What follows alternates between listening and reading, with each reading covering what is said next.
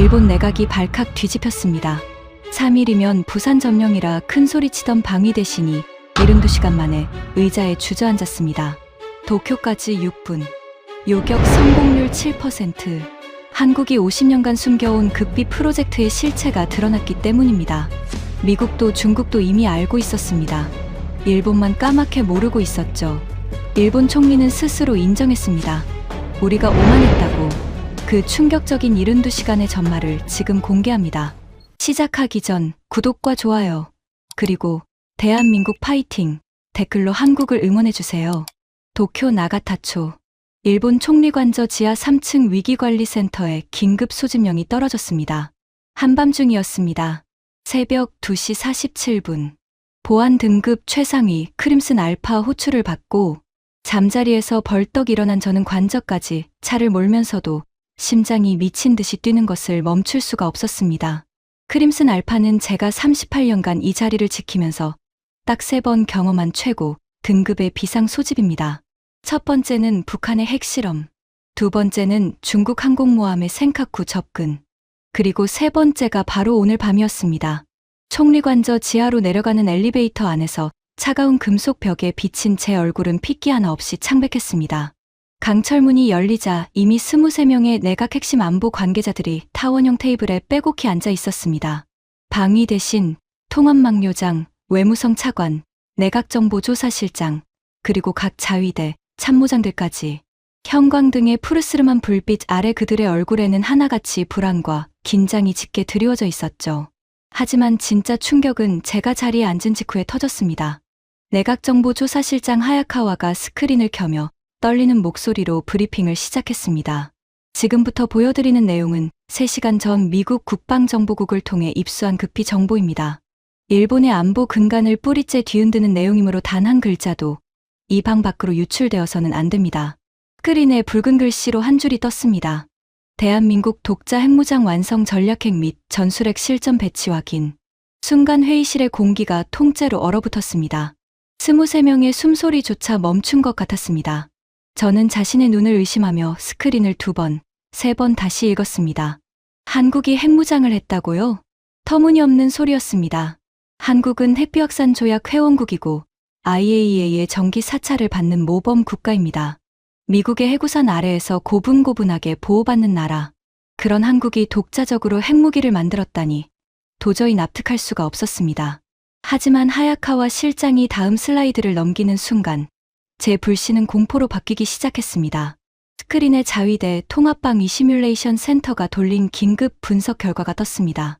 한국의 극초음속 비행체가 발사될 경우 도쿄 도심 타격까지 소요 시간 6분 15초, 오사카 4분 30초, 후쿠오카 2분 50초, 해상자위대 이지스함 8척과 항공자위대 패트리엇 부대를 전력 가동했을 때 요격 성공 확률 7%, 7%입니다. 등고를 타고 얼음물이 쏟아지는 것 같았습니다.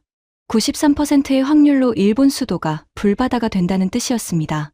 저는 38년간 일본의 안보를 지켜온 사람입니다. 제 이름은 후지와라 타케시. 내각관방 국가안전보장국 차장으로서 총리에게 직접 안보 상황을 보고하는 직책을 맡고 있습니다.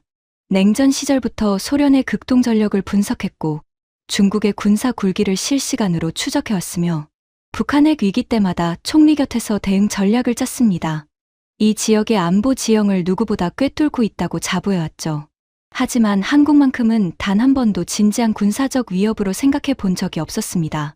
한국은 미국이 만들어준 군대로 미국이 쳐놓은 울타리 안에서만 움직이는 나라. 자체 전략 무기는커녕 전시작전 통제권조차 미국에 맡기고 있는 나라. 솔직히 말해서 일본 안보의 우선순위에서 한국은 늘 북한과 중국 뒤에 한참 처져 있는 3번째, 아니 4번째쯤 되는 존재였습니다. 그 오만의 대가를 치르는데 걸린 시간은 정확히 72시간이었습니다. 하지만 진짜 이야기를 하기 전에 먼저 여러분께 고백해야 할 것이 있습니다. 그날 밤 위기관리센터에서 저를 포함한 일본 안보 수뇌부가 얼마나 한국을 얕잡아 보고 있었는지를 솔직하게 말씀드리겠습니다. 그래야만 이후에 벌어진 일들이 왜 그토록 처참한 충격이었는지를 이해하실 수 있을 테니까요. 위기관리센터의 긴장감이 채 가시기도 전에 방위 대신 이시카와 노부유키가 테이블을 쾅 내리치며 자리에서 벌떡 일어났습니다.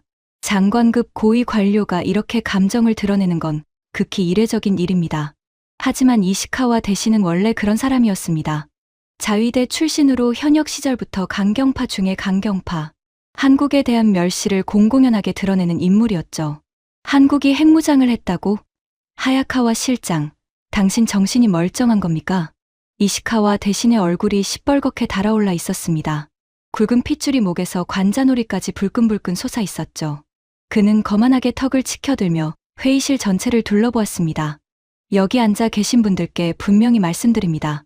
한국군은 미국이 설계하고 미국이 납품한 무기를 미국이 시키는 대로 조립해서 쓰는 나라입니다.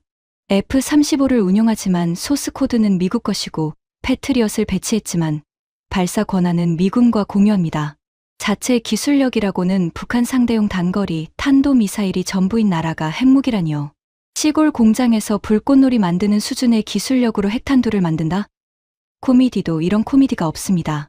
몇몇 관료들이 고개를 끄덕이고 있었습니다. 솔직히 저도 속으로는 이시카와 대신의 말에 상당 부분 동의하고 있었습니다. 이시카와 대신은 거기서 멈추지 않았습니다.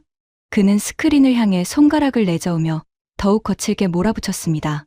설령백보 천보 양보해서 한국이 무슨 장난감 같은 핵 관련 기술을 가지고 있다 치더라도 우리 자위대 한 개 호위대군이면 3일 안에 부산항까지 내려갑니다. 한국 해군이 뭐가 있습니까? 우리 이즈모급 헬기 항모 한 척 앞에서도 꼬리를 말 수준이에요. 육상자위대의 10식 전차 한 개 연대면 한국 기갑부대는 고철 더미가 됩니다. 저는 이시카와 대신의 발언을 들으며 씁쓸한 기분이 들면서도 한편으로는 이상하게 안도감을 느끼고 있었습니다. 38년간 쌓아올린 일본 안보의 자존심이 이시카와 대신의 거친 목소리를 통해 확인되는 것 같았으니까요. 그때 통합막 요장 오쿠보 류이치가 무거운 입을 열었습니다. 자위대의 사실상 군사수장인 오쿠보 막요장은 이시카와 대신과는 다른 유형의 사람이었습니다. 감정적으로 폭발하는 대신 냉정하고 분석적인 타입이었죠. 하지만 한국에 대한 시각만큼은 이시카와 대신 못지않게 오만했습니다. 이시카와 대신의 말씀에 군사적 관점에서 보충하겠습니다. 한국의 미사일 기술은 기본적으로 미국의 ATACMS 체계를 기반으로 한 파생 기술입니다. 사거리 제한이 있었고 해제된 뒤에도 정밀도와 신뢰성은 우리 자위대의 12식 지대함 미사일에 한참 못 미칩니다. 한국의 미사일은 기껏해야 북한의 평양을 겨냥하는 용도입니다. 일본 본토를 위협할 수준이 되려면 최소 15년에서 20년은 더 걸릴 겁니다. 오쿠보 막요장이 안경을 고쳤으며 담담하게 덧붙였습니다. 핵무기는 더 말할 것도 없습니다. 핵탄두 하나를 만들려면 무기급 고농축 우라늄이나 플루토늄이 필요합니다. 한국에는 그것을 생산할 수 있는 대규모 농축 시설이 없습니다. 만약 있다면 위성 감시에 반드시 걸립니다. 대규모 전력 소모가 수반되니까요. 한국이 핵무기를 만들었다는 건 물리적으로 불가능한 이야기입니다. 회의실의 분위기가 조금씩 안정되고 있었습니다. 이시카와 대신의 거친 일갈과 오쿠보 막요장의 논리적 분석이 맞물리면서 한국 핵무장이라는 황당한 주장이 허무맹랑한 오보로 결론 나는 듯한 흐름이었죠. 외무성 사무차관 다나카 마유미까지 가세했습니다. 차분하지만 날카로운 어조였습니다. 외교적 관점에서도 불가능합니다. 한국은 NPT 체제의 모범 회원국이고 IAEA 사찰을 정기적으로 받고 있습니다. 만약 한국이 비밀리에 핵 개발을 시도했다면 미국이 가장 먼저 알아차렸을 겁니다. 한국의 모든 원자력 시설은 미국과 IAEA의 이중 감시 아래 있으니까요. 저 역시 고개를 끄덕이고 있었습니다. 맞는 말이었습니다. 전부 맞는 말이었습니다. 한국은 미국의 허락 없이는 단 한 발의 미사일도 쏠 수 없는 나라. 자체 핵무장은 물리적으로도 외교적으로도 군사적으로도 불가능한 나라. 38년간 한반도를 지켜봐 온 제 경험이 그것을 확신시켜 주고 있었습니다. 이시카와 대신이 승리감에 찬 표정으로 하야카와 실장을 쏘아보며 내뱉었습니다. 들었습니까? 하야카와 실장. 미국이 건네준 정보라고 해서 무조건 믿으면 안 됩니다. 확인도 안 된 괴정보 하나에 내각 전체를 새벽에 소집하다니 직무유기 아닙니까? 한국은 그냥 한국입니다. 미국의 충견이지 스스로 이빨을 세울 수 있는 맹수가 아니에요. 그 순간이었습니다. 지금까지 묵묵히 침묵을 지키고 있던 하야카와 실장의 두 눈이 형광등, 불빛 아래에서 기묘하게 번쩍였습니다. 대신 제가 이 자리를 마련한 것은 미국이 건넨 한 장의 보고서 때문이 아닙니다. 하야카와 실장이 테이블 아래에서 검은색 급비 문서철을 꺼내 천천히 테이블 위에 올려놓았습니다. 표면에 찍힌 붉은 도장은 급비 중에 급비 열람 후 즉시 반납이라는 최상위 보안 등급이었습니다.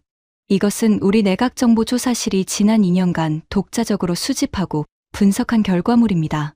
미국 정보와는 완전히 별개의 소스에서 나온 겁니다. 회의실의 공기가 다시 얼어붙었습니다. 그리고 이 문서철 안에 담긴 내용이 사실이라면 솔직히 말씀드리겠습니다. 대한민국은 지금 이 순간 일본 열도 전체를 지도에서 지워버릴 수 있는 능력을 갖추고 있습니다. 하야카와 실장이 문서철의 첫 페이지를 스크린에 띄웠습니다. 해상자위대 대잠수함전 사령부가 지난 2년간 기록한 소나 로그 분석 보고서였습니다. 저는 첫 줄을 읽는 순간 눈앞이 흐려지는 것을 느꼈습니다. 한국 해군 잠수함 미식별 접촉 기록, 대한해협 서수도 관통 5회, 탐지 실패 5회, 추적 성공 0회. 글자 하나하나가 눈에 박히듯 들어왔습니다. 저도 모르게 입술을 깨물었습니다. 하야카와 실장이 냉정한 목소리로 설명을 이어갔습니다. 지난 2년간 한국 해군 소속으로 추정되는 잠수함이 우리 해상자위대의 대한해협 초계망을 총 5차례 관통했습니다. P1 초계기 12대와 소류급 잠수함 3척이 상시 감시하는 수역을 5번이나 뚫었는데 단 한 번도 탐지에 성공하지 못했습니다. 존재를 알게 된 건 사후에 한국 측 암호 통신을 해독하면서였습니다. 이시카와 대신의 얼굴이 순식간에 일그러졌습니다. 테이블을 두 손으로 짚으며 벌떡 일어났죠. 그게 말이 됩니까? 우리 소류급은 세계 최고 성능의 재래식 잠수함입니다. 디젤 잠수함으로는 지구상에 적수가 없다고. 한국의 고작 1800톤짜리 잠수함 따위가 우리 초계망을 뚫었다니. 이건 해상자위대의 직무태만이지 한국 잠수함이 뛰어나서가 아닙니다. 이시카와 대신이 해상망료장 쪽으로 시선을 돌리며 호통을 쳤습니다. 나카무라, 당장 대한해협 초계 책임자를 문책해. 이건 사고가 아니라 범죄야. 해상망료장 나카무라가 파랗게 질린 얼굴로 고개를 숙였습니다. 하지만 하야카와 실장이 차분하게 손을 들어 이시카와 대신을 제지했습니다. 대신 문책할 대상은 해상자위대가 아닙니다. 문제의 본질은 한국 잠수함의 소음 수준에 있습니다. 하야카와 실장이 다음 슬라이드를 넘겼습니다. 소나로그에서 추출한 음향 스펙트럼 분석 그래프가 화면에 펼쳐졌습니다. 우리 소류급 잠수함의 수중 방사 소음은 약 95데시벨입니다. 세계 최정상급이죠. 하지만 이번에 대한해협을 관통한 한국 잠수함의 추정 소음 수치를 보십시오. 그래프의 숫자를 확인한 순간 저는 의자 등받이에 등이 쭉 들러붙는 것을 느꼈습니다. 82데시벨. 우리 소류급보다 13데시벨이나 낮습니다. 이건 바다의 자연 배경 소음과 거의 구분이 안 되는 수준입니다. 해양 생물의 소리에 완벽하게 묻혀버리는 겁니다. 우리 소나로는 물리적으로 탐지가 불가능합니다. 회의실이 무덤처럼 고요해졌습니다. 방금 전까지 한국을 장난감 군대라고 비웃던 이시카와 대신의 입술이 파르르 떨리고 있었습니다. 오쿠보 망료장의 이마에는 가는 땀줄기가 흘러내리고 있었죠. 하지만 이건 서막에 불과했습니다. 하야카와 실장이 문서철에서 두 번째 보고서를 꺼냈습니다. 이번에는 방위성 정보본부 산하 지구물리정보과가 작성한 기밀 보고서였습니다. 다음은 잠수함보다 만 배는 심각한 이야기입니다. 저는 마른 침을 삼키며 스크린을 응시했습니다. 하야카와 실장의 손끝이 미세하게 떨리는 것이 보였습니다. 38년 경력의 정보 전문가인 이 남자가 떨고 있다는 것 자체가 이미 답을 말해주고 있었습니다. 제주도 남방 약 150km 해역. 우리 정보위성이 지난 3년간 이 해역에서 규모 4.9의 해저 폭발을 총 4차례 감지했습니다. 일본 기상청은 해저 화산 활동으로 분류했고 한국 기상청도 동일한 발표를 했습니다. 이시카와 대신이 짜증스럽게 끼어들었습니다. 그러니까 그냥 자연 지진이라는 거 아닙니까? 쓸데없이 분위기를 잡지 말고 본론을 말하시오. 자연 지진이 아닙니다. 하야카와 실장의 목소리가 칼날처럼 날카로워졌습니다. 방위성 지구물리정보과가 지진파를 독자 분석한 결과입니다. P파와 S파의 도달 시간 차이가 비정상적으로 짧고 폭발 직후 여진이 칼로 자른 듯 급격히 소멸합니다. 사회 모두 동일한 패턴입니다. 자연 지진에서는 절대 나타날 수 없는 전형적인 수중 인공 폭발의 특성입니다. 회의실에 숨 막히는 정적이 내려앉았습니다. 위력을 역산하면 약 5킬로톤. 히로시마 원폭의 3분의 1 수준입니다. 실전 배치용이 아니라 핵탄두의 신뢰성을 검증하기 위한 소규모 확인 실험으로 판단됩니다. 이시카와 대신에 벌겋던 얼굴에서 핏기가 쭉 빠져나가고 있었습니다. 입을 벌렸다가 다시 닫기를 3번. 어떤 말도 나오지 않는 듯 했습니다. 저 역시 머릿속이 하얗게 비어버린 것 같았습니다. 한국이 핵실험을 했다. 그것도 한 번이 아니라 4번이나. 우리 코앞의 태평양에서. 그런데 일본은 3년간 까맣게 모르고 있었다. 이게 도대체 가능한 일입니까? 하지만 방사능 흔적은요? 핵폭발이면 방사성 물질이 반드시 남을 텐데 어떻게 숨긴 겁니까? 제가 떨리는 목소리로 묻자 하야카와 실장이 해류 지도를 스크린에 띄웠습니다. 폭발 해역은 쿠로시오 난류가 시속 7km 이상의 속도로 빠져나가는 길목 한복판입니다. 세계에서 가장 강력한 해류 중 하나가 폭발 지점을 관통하고 있었어요. 방사성 물질은 폭발 직후 수시간 만에 태평양 전역으로 희석되어 사라집니다. 거기에 그 해역은 원래에저 화산 활동이 활발한 지역이라 자연적인 명분까지 완벽하게 갖추고 있었죠. 화산지대라는 지질학적 알리바이와 세계 최강의 해류라는 물리적 세탁기. 한국은 자연을 방패 삼아 핵실험의 증거를 바다에 녹여버린 겁니다. 그리고 결정적인 증거가 하나 더 있습니다. 하야카와 실장이 위성 사진을 띄웠습니다.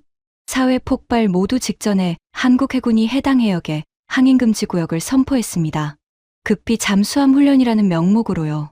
그리고 사회 모두 그 금지 해역에 머물고 있었던 것은 수직 발사관을 장착한 한국의 3,500톤급 잠수함이었습니다. 저는 온몸에 소름이 쭉 돋는 것을 느꼈습니다. 잠수함 발사 탄도미사일. 바닷속 어딘가에서 은밀하게 떠다니다가 불쑥 핵미사일을 쏘아 올리는 핵억지력의 가장 치명적인 마지막 카드. 한국은 그것을 태평양 밑바닥에서 4번이나 성공시킨 겁니다. 회의실에 낮게 웅성거리는 소리가 퍼졌습니다. 아까까지 한국을 비웃던 관료들의 얼굴이 하나둘씩 사색으로 변해가고 있었습니다. 오쿠보 통합망료장이 굳은 표정으로 안경을 벗었습니다. 38년간 이 사람의 다양한 표정을 봐왔지만 이토록 깊은 당혹감이 얼굴에 새겨진 것은 처음이었습니다.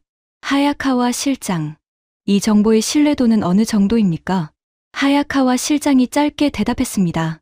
지진파 데이터는 우리 방위성이 독자 분석한 결과이고 미국 지질조사국의 데이터와도 교차 검증이 완료되었습니다. 소나 로그는 해상자위대의 실측 데이터입니다. 위성 사진은 우리 정보위성 4호기가 직접 촬영한 것이고요. 신뢰도는 의심의 여지가 없습니다. 이시카와 대신이 의자에 무너지듯 주저앉았습니다. 방금 전까지 3일이면 부산항까지 내려간다며 호기롭게 외치던 그 남자의 두 손이 가늘게 떨리고 있었습니다. 하지만 저는 알고 있었습니다. 이것은 시작에 불과하다는 것을. 핵실험의 징후를 확인한 것만으로는 부족했습니다. 한국이 정말로 실전 배치 가능한 핵전력을 완성했는지, 그 규모와 능력이 어느 수준인지를 정확히 파악하지 않으면 일본의 대응 전략을 세울 수가 없었습니다. 저는 총리의 눈을 똑바로 보며 말했습니다. 총리, 72시간만 주십시오. 모든 정보 채널을 가동해서 한국이 정확히 무엇을 가지고 있는지 낱낱이 파헤치겠습니다. 총리가 묵직하게 고개를 끄덕였습니다. 72시간. 후지와라 차장에게 모든 권한을 위임합니다. 방위성, 외무성, 내각정보조사실의 전 자원을 동원하십시오. 저는 자리에서 일어나며 속으로 다짐했습니다. 72시간 안에 한국이 숨기고 있는 모든 것을 밝혀내겠다고. 하지만 그때는 알지 못했습니다. 72시간 뒤에 제가 마주하게 될 진실이 일본이라는 나라의 안보 근간을 송두리째 뒤흔들어 놓을 거라는 것을. 그리고 38년간 철석같이 믿어온 일본의 군사적 우위라는 환상이 어떤 처참한 모습으로 산산조각 날 것인지를 저는 상상조차 하지 못하고 있었습니다. 위기관리센터의 강철문이 묵직하게 닫히는 소리가 등 뒤에서 울렸습니다. 복도의 차가운 형광등 불빛 아래를 걸으며 저는 떨리는 주먹을 꽉 쥐었습니다. 72시간의 카운트다운이 시작되었습니다. 72시간의 카운트다운이 시작된 첫 번째 아침이었습니다. 저는 총리로부터 부여받은 정권을 들고 곧바로 이치가야의 방위성 본청으로 향했습니다. 목적지는 지하 4층에 위치한 정보본부 위성정보분석센터. 일본이 보유한 정보위성 9기가 쏟아내는 영상, 데이터를 실시간으로 분석하는 자위대의 눈과 귀에 해당하는 곳이죠. 센터장 모리타 주니치 1등 해좌가 긴장된 표정으로 저를 맞았습니다. 그의 안내를 받아 중앙분석실에 들어서는 순간 대형 스크린 7개가 벽면을 빼곡히 채우고 있는 광경이 눈에 들어왔습니다. 서늘한 에어컨 바람과 서버 팬 소리가 끊임없이 울리는 공간이었습니다. 분석관 수십 명이 모니터에 얼굴을 파묻고 작업에 몰두하고 있었죠. 차장님, 어젯밤 긴급 지시를 받고 밤새 동해 상공의 위성 데이터를 전수 조사했습니다. 모리타 센터장의 목소리가 미세하게 떨리고 있었습니다. 38년간 수많은 정보 장교를 만나봤지만 위성 분석의 베테랑이라는 사람의 눈빛에 저런 색깔의 두려움이 서린 것은 처음 보았습니다. 차장님, 먼저 이것을 보십시오. 6개월 전 한국이 동해에서 실시한 미사일 발사 영상입니다. 우리 정보위성 4호기가 적외선 센서로 포착한 것인데 당시에는 한국군의 통상적인 미사일 훈련으로 분류하고 넘어갔습니다. 왜요? 한국이 연례적으로 실시하는 현무 미사일 시험 발사와 시간대가 겹쳤기 때문입니다. 저희는 그냥 또 북한용 단거리 탄도미사일 시험이겠거니 하고 대수롭지 않게 처리했습니다. 모리타 센터장이 마른 침을 삼키며 재생 버튼을 눌렀습니다. 하지만 어젯밤 다시 분석해보니 그게 아니었습니다. 화면에 칠흑 같은 동해의 밤바다가 펼쳐졌습니다. 적외선 영상이라 온도 차이에 따라 색이 입혀져 있었죠. 갑자기 한반도 동해안 어딘가에서 눈이 부실 만큼 강렬한 백색 화염이 솟구쳤습니다. 지축을 흔드는 듯한 추진체의 불기둥이 밤바다를 대낮처럼 환하게 물들이며 하늘을 향해 거대한 불의 기둥을 그어 올렸습니다. 여기까지는 일반적인 탄도미사일 발사와 동일합니다. 문제는 그 다음입니다. 미사일이 우주 공간인 고도 120km 부근까지 치솟아 오르자 거대한 추진체가 떨어져 나갔습니다. 그리고 탄두 부분에 장착되어 있던 날렵한 쐐기 모양의 비행체가 분리되는 순간을 포착했습니다. 모리타 센터장이 영상을 확대했습니다. 분리된 비행체가 대기권으로 재진입하면서 속도가 급격히 올라갑니다. 그런데 보십시오.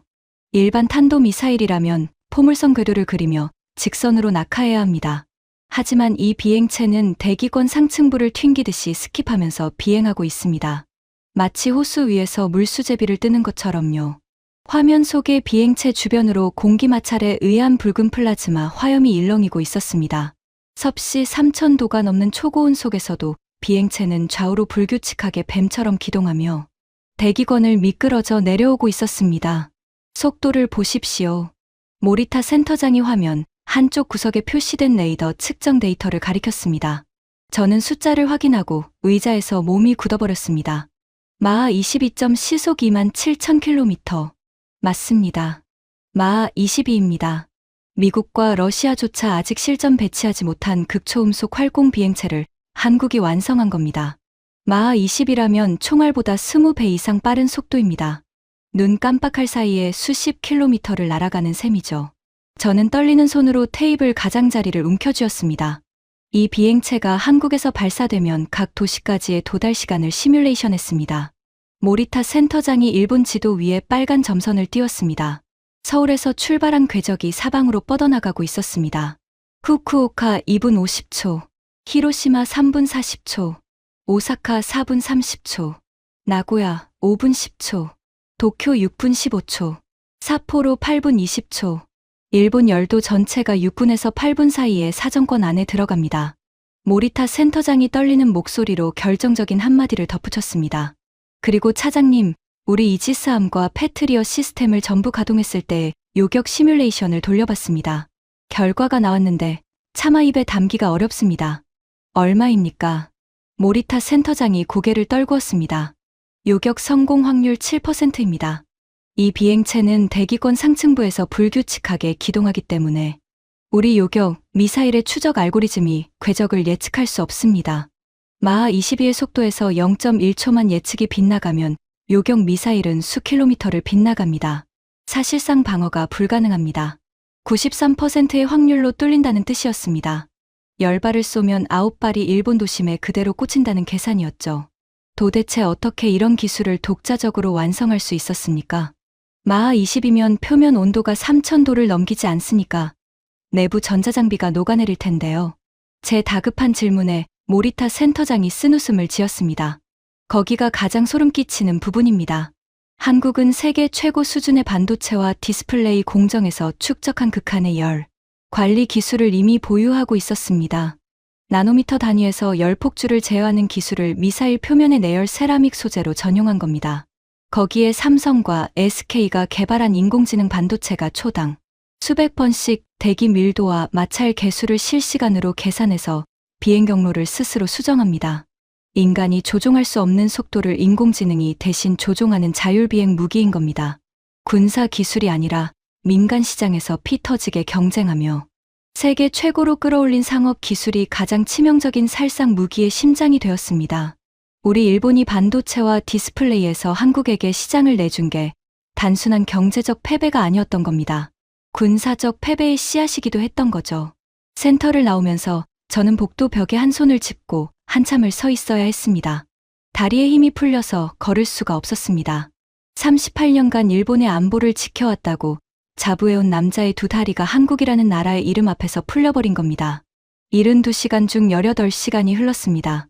극초음속 비행체의 충격에서 채 벗어나기도 전에 다음 보고가 저를 기다리고 있었습니다. 방위성 정보본부 지리공간정보과 인공위성의 중력 측정 데이터를 분석하는 부서입니다. 지리공간정보과 과장 이케다 미츠루가 3차원 지형 모델을 스크린에 띄우며 설명을 시작했습니다. 차장님, 저희가 수년간 한반도 지형의 중력 이상 데이터를 모니터링해왔는데 최근 재분석 과정에서 도저히 설명이 안 되는 이상 징후를 발견했습니다. 화면이 한반도 중부, 강원도 깊은 산악지대를 확대해 보여주었습니다. 북한과의 접경에 가까운 험준한 산봉우리들 사이, 지도상으로는 나무와 바위뿐인 무인 산악 지역이었습니다. 이 붉게 표시된 영역을 보십시오. 이 지역 지하 깊은 곳에서 중력값이 주변 화강암 지대와 비교해 이상하게 낮게 측정되고 있습니다. 자연적으로 형성된 동굴이라면 불규칙한 형태를 띄어야 하는데 이건 너무나 완벽한 기하학적 형태입니다. 인공 구조물일 수밖에 없습니다. 규모가 어느 정도입니까? 이케다 과장이 마른 침을 삼켰습니다. 지하 250m 아래에 최소한 축구장 60개에 달하는 거대한 인공 공간이 확인됩니다. 도쿄돔 10개를 나란히 놓은 것보다 더 넓은 규모입니다. 저는 숨이 턱 막혔습니다. 축구장 60개 규모의 지하 공간이라니. 그것을 지하 250m 단단한 화강암 반석 아래에 만들었다는 겁니다. 어떻게 그런 거대한 공사를 위성 감시 없이 했을 수 있습니까?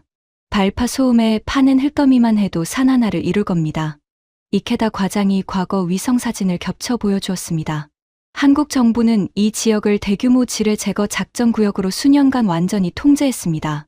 지상에서는 매일같이 수백 톤의 흙을 뒤집어 엎으며 대규모 폭파 작업을 벌였죠. 지하 250m에서 화강암을 파쇄하는 진동과 소음을 지상의 지뢰 폭발로 완벽하게 위장한 겁니다. 파낸 암석은 인근 고속도로 건설 현장으로 은밀히 반추했고요. 위성 사진으로 보면 그냥 도로 공사용 골재를 운반하는 평범한 덤프트럭 행렬에 불과합니다. 완벽한 기만 전술이었습니다. 저는 이가 딱딱 맞물리는 소리가 들릴 만큼 이를 악물었습니다. 한국인들의 치밀함이 소름 끼칠 정도였습니다. 하지만 이케다 과장이 다음으로 설명한 내용이 진짜 악몽이었습니다. 차장님, 이 지하 공간의 용도를 추정해봤습니다. 단순한 벙커가 아닙니다. 이케다 과장이 3차원 모델을 회전시키며 구조를 보여주었습니다. 중력 데이터와 지표면, 미세 진동 패턴을 분석한 결과 이 시설 내부에는 독자적인 발전 시스템이 가동되고 있는 것으로 추정됩니다. 소규모 원자력 발전기일 가능성이 높습니다. 외부 전력 공급이 완전히 끊겨도 독자적으로 수개월간 운영이 가능한 완전 자급자족형 시설입니다. 그리고 산봉우리 여러 곳의 지표면에서 대형 강철 구조물의 흔적이 위성 레이더에 포착되고 있습니다. 크기와 배치 패턴으로 보아 미사일 수직 발사대의 경납 해치로 추정됩니다. 저는 퍼즐 조각이 하나씩 맞춰지는 소리가 머릿속에서 울리는 것 같았습니다. 지하 250m의 난공불락 요새, 독자 원자력 발전, 그리고 미사일 수직 발사대. 혹시 그 발사대에서 쏘는 것이 아까 본 마하 22 극초음속 비행체라는 겁니까? 이케다 과장이 고개를 끄덕였습니다. 그의 눈에 깊은 공포가 서려 있었습니다. 적의 핵선제 타격으로 한국의 지상이 전부잿더미가 되어도 지하 250m, 화강암 아래에서는 아무 일 없다는 듯이 시스템이 돌아가고 있는 겁니다. 그리고 적이 승리의 축배를 드는 바로 그 순간 산봉우리의 해치가 열리고 지하에서 마하 22의 극초음속 미사일이 치솟아 올라 적의 수도를 완전히 지워버립니다. 세컨드 스트라이크. 첫 번째 공격을 맞고도 살아남아 반드시 보복하는 핵 억지력의 궁극적인 형태. 미국과 러시아만이 보유하고 있다고 알려진 그 능력을 한국이 자국 영토의 깊은 땅속에 완성해 놓았다는 뜻이었습니다. 만약 일본이 한국을 공격한다면 어떻게 됩니까? 제 질문에 이케다 과장이 차마 입에 담기 힘들다는 표정으로 대답했습니다. 일본의 모든 전력을 동원해 한국 지상의 군사시설을 전부 파괴한다 해도 지하 250m의 요새는 건드리지 못합니다. 우리가 보유한 어떤 무기로도 화강암 250m를 뚫을 수 없습니다. 미국의 GBU-57 벙커버스터조차 관통 깊이가 60m에 불과합니다. 한국의 지하 요새는 그 4배 깊이에 있습니다. 지구상에 저 요새를 파괴할 수 있는 무기가 존재합니까? 이케다 과장이 천천히 고개를 저었습니다. 없습니다. 직접적인 핵타격을 가하더라도 지하 250m 화강암은 견뎌냅니다. 한국은 절대로 죽지 않는 군사 체계를 만들어 놓은 겁니다. 절대로 죽지 않는 군사 체계. 그 말이 뇌리에 쇠무처럼 박혔습니다. 이케다 과장이 마지막으로 덧붙인 한마디가 제 등골에 얼음을 부었습니다. 차장님, 그리고 이런 시설이 하나가 아닙니다. 유사한 중력 이상 패턴이 계룡산 인근, 제주도 한라산 깊은 곳, 그리고 울릉도 해저에서도 감지되고 있습니다. 거미줄처럼 연결된 지하 네트워크일 가능성이 높습니다. 72시간 중 32시간이 흘렀습니다. 전략 핵무기의 실체를 확인한 저는 다음으로 한국의 재래식 전력, 아니 재래식으로 위장된 전술 핵전력의 실상을 파악해야 했습니다. 이시카와 방위대신은 여전히 한국을 과소평가하고 있었습니다. 총리관저에서 열린 중간 보고 회의에서 그는 또다시 거칠게 테이블을 내리치며 소리쳤습니다.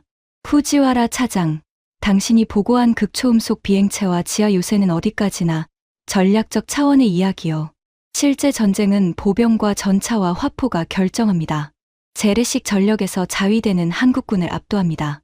10식 전차 한 대가 한국의 K2 전차 세대를 상대할 수 있고 우리 포병 화력은 동아시아 최강입니다. 이시카와 대신의 눈에는 여전히 한국에 대한 멸시가 가득했습니다. 핵무기라는 최후의 카드를 인정하더라도 재래전에서만큼은 일본이 우위라는 마지막 자존심을 부여잡고 있는 것이었죠. 저는 그의 마지막 환상마저 부숴버려야 했습니다. 가슴이 아팠지만 사실을 외면할 수는 없었습니다. 대신 한 가지만 여쭙겠습니다. 한국군의 K9 자주포를 알고 계십니까? K9, 한국이 수출하는 그 평범한 155mm 자주포 말입니까? 폴란드에도 팔고 호주에도 판다는 그 대포. 그걸 왜 묻는 겁니까? 수출형 K9과 한국군에 배치된 K9A3는 완전히 다른 물건입니다. 저는 방위성 육상연구소에서 입수한 기밀 분석 보고서를 스크린에 띄웠습니다. 한국군 내수용 K9A3의 포신은 수출형과 완전히 다른 특수 강화 합금으로 제작되어 있습니다. 일반 포탄의 4배에 달하는 엄청난 포강 압력을 견딜 수 있게 설계되어 있죠. 이유가 뭔지 아십니까? 저는 회의실을 한 바퀴 둘러보았습니다. 23명의 시선이 저에게 집중되어 있었습니다. 한국은 반도체 기술로 초소형 기폭장치를 만들고 0.7킬로톤급 초소형 전술 핵탄두를 155mm 포탄 크기에 집어넣었습니다. 대포로 핵폭탄을 쏘는 겁니다. 회의실이 얼어붙었습니다. 이시카와 대신의 입이 벌어진 채 다치지 않았습니다. 사거리 60km, 오차 범위 8m 이내, 시속 45km로 험지를 달리면서 멈추지 않고 분당 12발의 전술 핵포탄을 쏟아낼 수 있습니다. 1분이면 0.7킬로톤 곱하기 12, 즉 8.4킬로톤의 핵폭발이 적진에 장렬합니다. 오쿠보 통합망료장의 안경 너머로 두 눈이 벌겋게 충혈되어 있었습니다. 저는 멈추지 않았습니다. 그뿐이 아닙니다. 천무다연장 로켓 시스템. 1대당 40발의 로켓을 동시에 발사합니다. 한국군 포병 여단이 보유한 수백 대의 천무가 일제히 하늘을 향해 불을 뿜는다고 상상해 보십시오. 로켓 한 발당 0.5킬로톤의 소형 핵탄두가 들어갑니다. 이시카와 대신이 의자 팔걸이를 양손으로 부여잡으며 고함을 질렀습니다. 잠깐만. 그러면 우리 자위대가 상륙작전을 실시하면 어떻게 되는 겁니까? 저는 그의 눈을 똑바로 쳐다보며 대답했습니다. 대신 해안의 자위대 병력이 발을 디디는 그 순간 전술 핵포탄이 비처럼 쏟아집니다. 기갑사단 하나가 30초 만에 흔적도 없이 증발합니다. 쏘고 나서 우리가 위치를 파악하기도 전에 K9은 이미 다른 곳으로 사라져버리죠. 추적이 불가능합니다.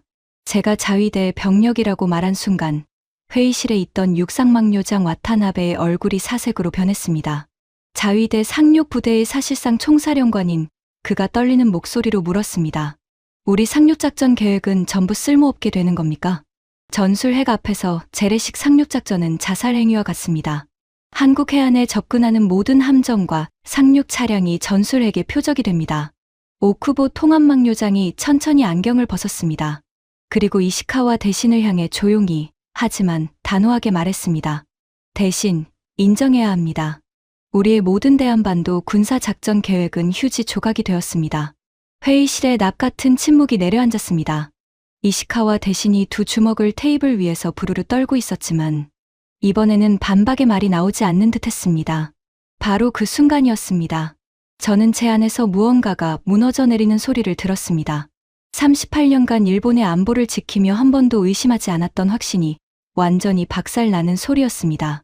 한국은 미국의 목줄 없이는 아무것도 못하는 나라라고, 그들의 군사력은 장난감 수준이라고, 자위대 안개 호위대군이면 3일이면 끝난다고. 그 오만한 믿음이 얼마나 어리석고 위험한 착각이었는지를 지금에서야 뼈저리게 깨달은 겁니다. 그리고 문득 아버지의 얼굴이 떠올랐습니다. 후지와라 켄조, 외무성 아시아 대양주국에서 40년을 근무한 아버지. 한일 국교 정상화 교섭의 말단 서기관으로 참여한 것을 평생의 자랑으로 여기셨던 분. 저는 어린 시절 아버지의 서재에서 수없이 들었습니다. 타케시, 한국은 우리가 근대화를 가르쳐준 나라다. 도로도 철도도 공장도 전부 우리가 놓아준 거야. 그들은 우리에게 감사해야 할 민족이지. 영원히 일본의 그늘 아래에서 살아갈 수밖에 없는 나라란다. 아버지는 돌아가시는 날까지 그 말씀을 하셨습니다. 그리고 저도 솔직히 말하면 38년간 그 말을 한 번도 의심한 적이 없었습니다.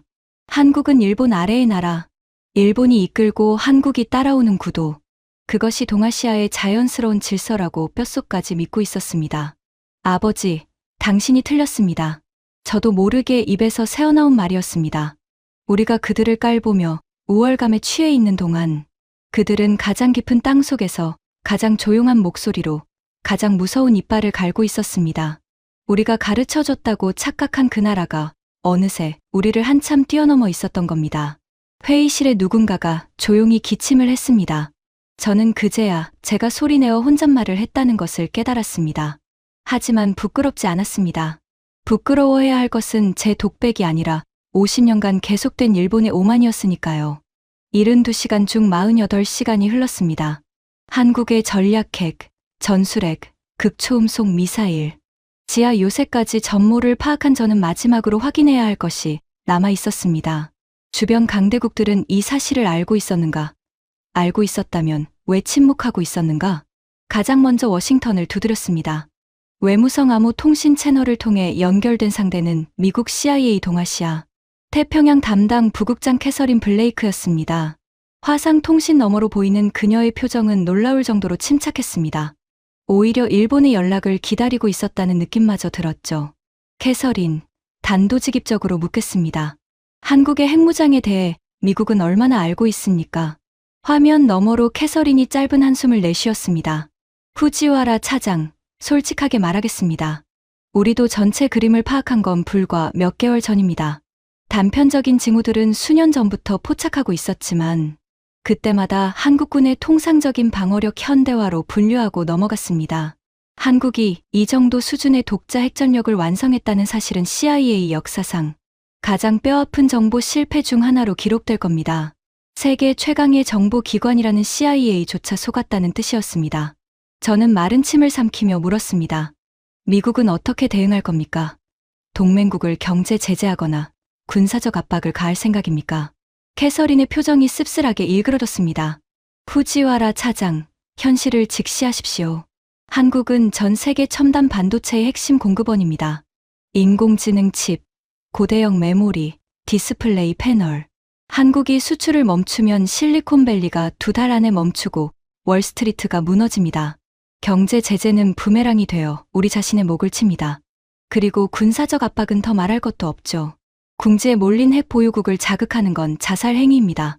그럼 미국은 한국의 핵무장을 그냥 인정하겠다는 겁니까? 캐서린이 화면 너머에서 고개를 끄덕였습니다.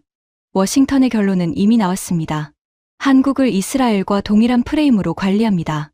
공식적으로는 핵 보유를 인정하지 않지만 실질적으로는 대등한 핵 파트너로 대우하는 겁니다. 후지와라 차장, 한 가지 충고를 드리자면 일본도 빨리 현실을 받아들이십시오.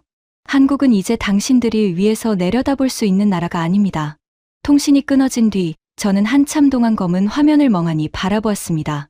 미국마저 한국 앞에 백기를 들었습니다. 우리의 가장 든든한 동맹이 한국 편을 든 건 아니지만 한국을 견제할 의지도 능력도 없다고 선언한 겁니다. 다음은 중국이었습니다. 내각정보조사실이 베이징에 심어둔 고위급 정보원을 통해 중국 국가안전부의 반응을 타진했습니다. 돌아온 답변은 예상을 완전히 벗어난 것이었습니다. 중국은 이미 수년 전부터 한국의 핵 능력을 파악하고 있었습니다. 산둥반도와 베이징이 한국의 사정권에 완전히 들어와 있다는 것도 알고 있었죠. 하지만 중국은 한국을 건드리지 않기로 결정했습니다. 왜요? 중국 턱 밑에 핵무장 국가가 버티고 앉았는데 가만히 두겠다고요? 정보원의 답변이 돌아왔습니다. 중국이 진짜 두려워하는 것은 한국이 아니라 대만입니다.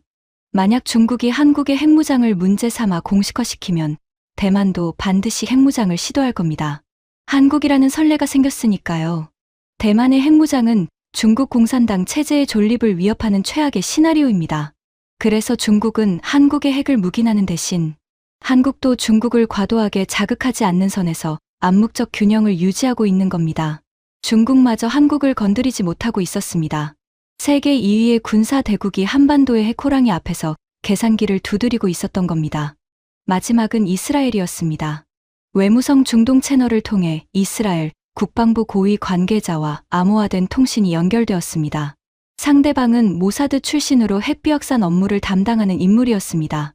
후지와라 차장, 일본이 드디어 눈을 뜬 겁니까?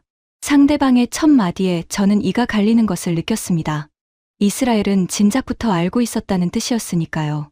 한국의 과학자들이 수년 전에 우리를 찾아왔습니다. 기술을 배우러 온 게 아닙니다. 기술은 이미 완성되어 있었어요. 그들이 원한 것은 우리 이스라엘의 핵모호성 전략이었습니다. 핵을 보유하고도 공식적으로 인정하지 않은 채 실질적인 억지력만 유지하는 고도의 정치적 기만술. 당신네 일본은 완전히 늦었습니다. 왜 일본에 알려주지 않았습니까?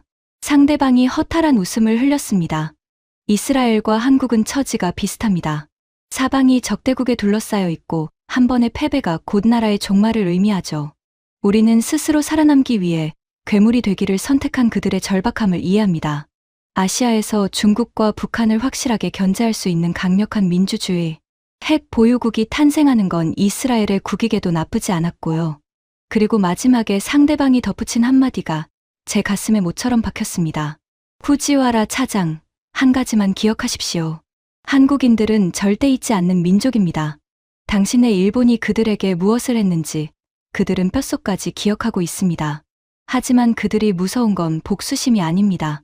두 번 다시 누구에게도 짓밟히지 않겠다는 그 지독한 생존 본능이 무서운 겁니다. 그 본능이 50년간 멈추지 않고 핵무장이라는 결과물을 만들어낸 겁니다. 미국은 손을 들었습니다. 중국은 침묵을 택했습니다. 이스라엘은 처음부터 한국 편이었습니다. 그리고 일본은 모든 강대국이 이미 한국의 새로운 위상을 인정하거나 묵인한 뒤에야 간신히 진실을 깨달은 겁니다. 72시간 중 60시간이 흘렀습니다. 남은 12시간. 저는 모든 증거와 분석 결과를 정리하여 총리에게 최종 보고를 올려야 했습니다. 보고서를 작성하는 동안 제 손끝은 쉴 새 없이 떨리고 있었습니다. 38년간 쌓아온 모든 확신이 72시간 만에 먼지처럼 흩어졌습니다.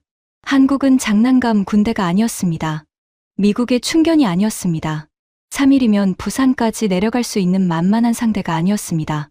그들은 50년 동안 3세대에 걸쳐 가장 깊은 곳에서 가장 조용하게 가장 무서운 무기를 완성해낸 겁니다. 그리고 지금 이 순간에도 일본 열도 전체를 6분 안에 불바다로 만들 수 있는 힘을 손에 쥐고 조용히 앉아 있습니다. 이제 남은 것은 총리 앞에서의 최종 보고뿐이었습니다.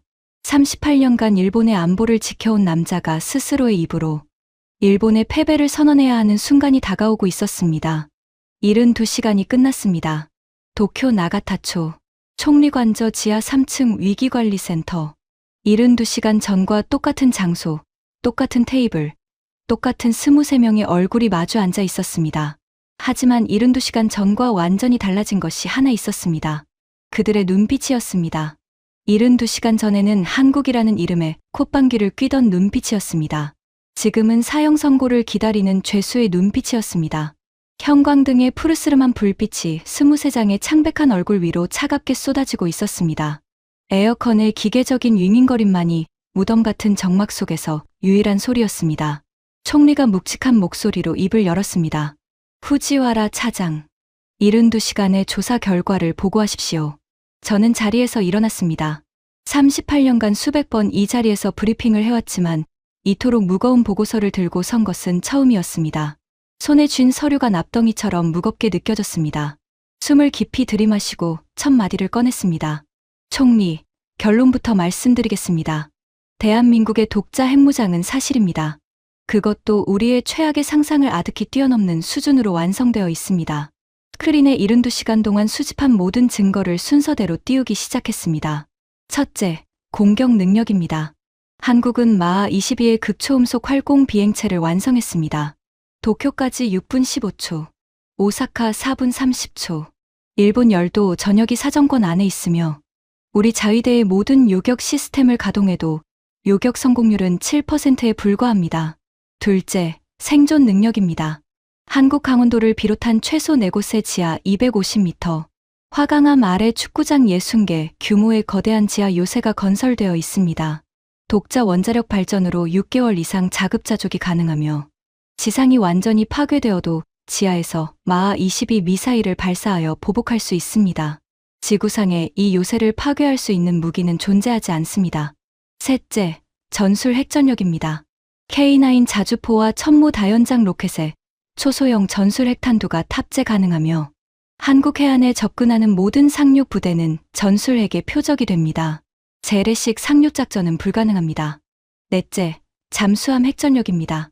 한국 해군 잠수함이 수중에서 핵탄두 탑재, 미사일 발사에 4차례 성공했으며 해상자위대는 이 잠수함을 탐지하는 것 자체가 물리적으로 불가능합니다. 다섯째, 핵실험 검증입니다. 제주 남방 해역에서 3년간 4회의 수중 핵실험을 실시하여 탄두 신뢰성을 입증했습니다. 쿠로시오 해류를 이용해 방사능 증거를 태평양에 녹여버리는 완벽한 은폐 전략이 확인되었습니다. 스크린의 마지막 슬라이드에는 동아시아 지도 위에 한국발 극초음속 미사일의 사정권이 붉은 원으로 표시되어 있었습니다. 일본 열도 전체가 그 원 안에 완벽하게 들어가 있었습니다. 회의실이 완전한 정적에 잠겼습니다. 숨소리조차 들리지 않았습니다. 바로 그때 이시카와 방위 대신이 의자에서 벌떡 일어났습니다. 72시간 전과 똑같았습니다. 시뻘겋게 달아오른 얼굴, 불끈 솟은 목에 핏줄, 테이블을 내려치는 두 주먹. 하지만 이번에는 오만이 아니라 공포와 분노가 뒤범벅이 된 얼굴이었습니다. 한국이 핵을 가졌다는 건 인정하겠소. 하지만 그렇다고 우리가 고개를 숙여야 한다는 겁니까? 일본에는 아직 카드가 남아 있습니다. 경제 제재를 가하면 됩니다. 한국 경제는 수출 의존도가 극도로 높습니다. 일본이 핵심 소재와 부품의 수출을 틀어막고 달러 결제망에서 배제하면 한국 경제는 반년 안에 무릎을 꿇습니다. 우리가 겁먹을 이유가 뭐가 있습니까? 이시카와 대신의 목소리가 회의실 벽에 부딪혀 메아리쳤습니다. 72시간 전이었다면 몇몇 관료가 고개를 끄덕였을 겁니다. 하지만 지금은 아무도 동조하지 않았습니다. 23개의 시선이 이시카와 대신이 아니라 저를 향하고 있었습니다. 저는 천천히 이시카와 대신을 마주 보았습니다.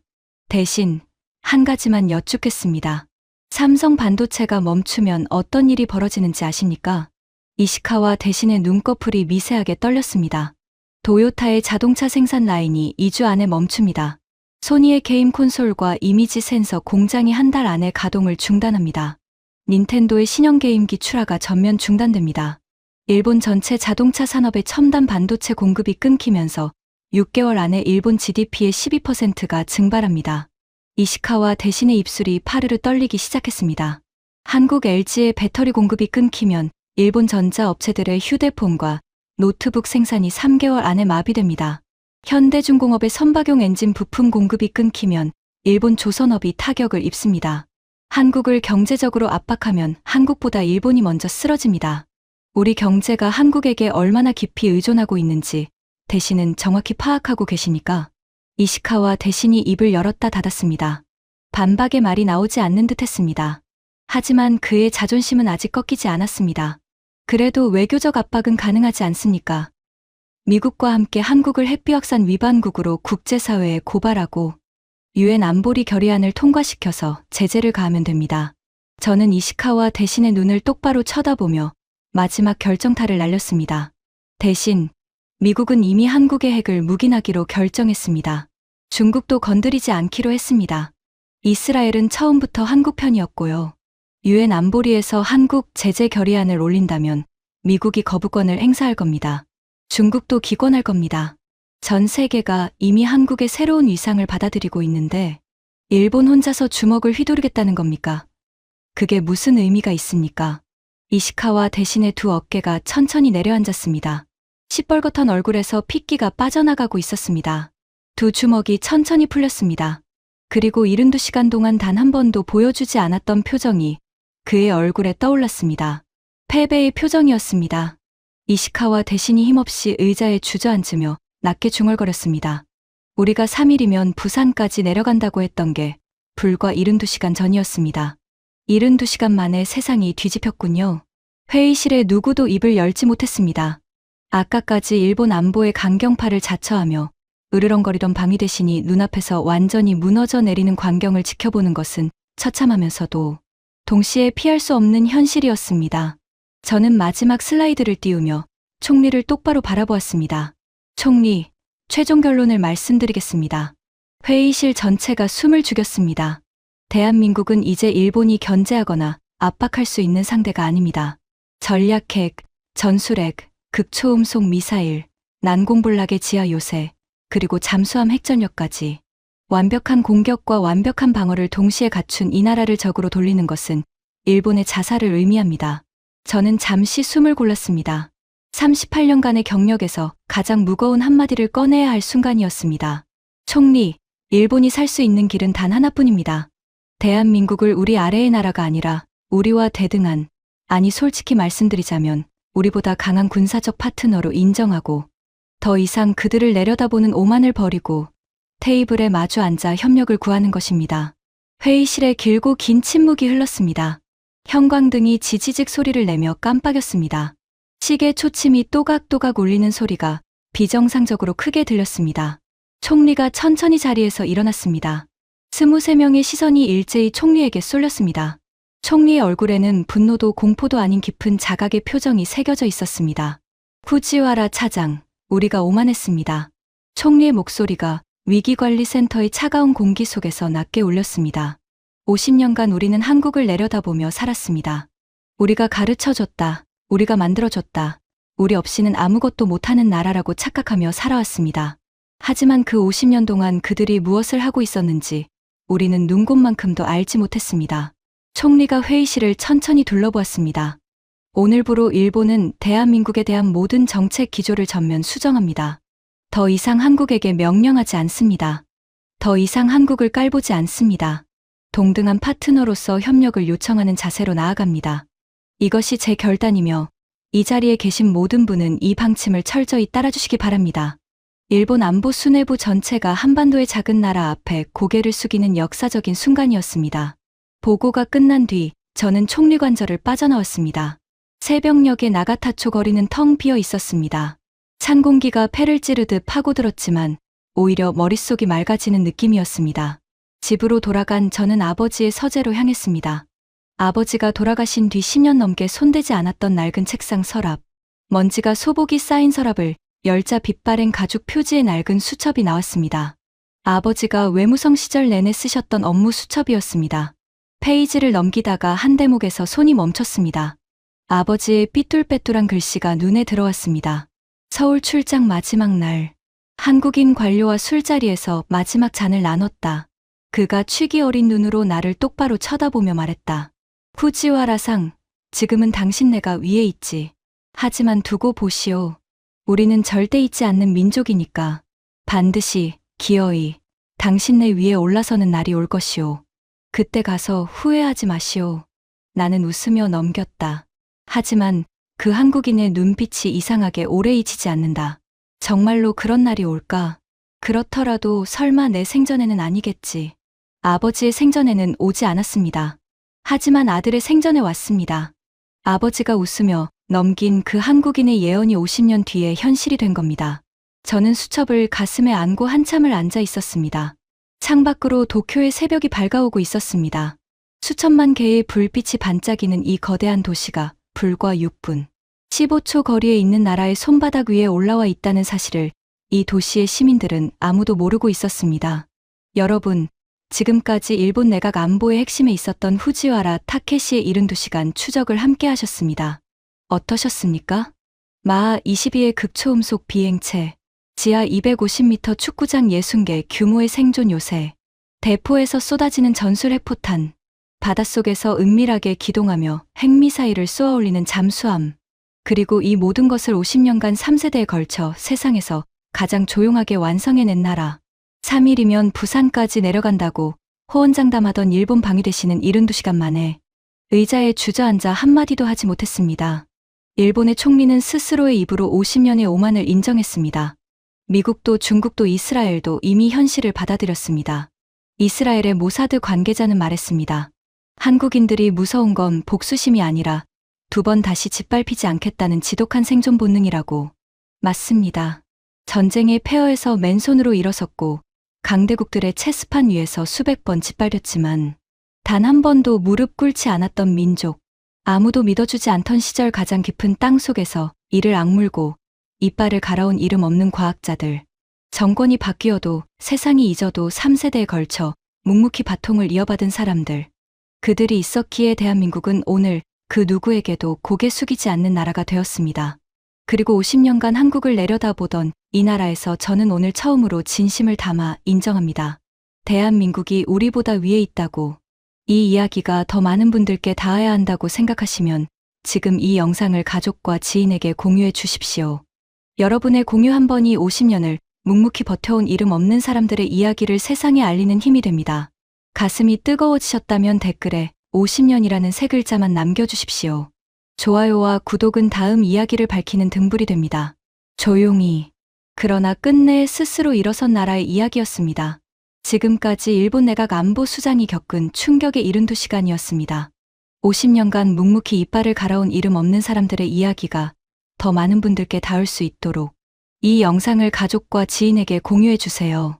가슴이 뜨거워지셨다면 댓글에 50년이라는 세 글자만 남겨주십시오.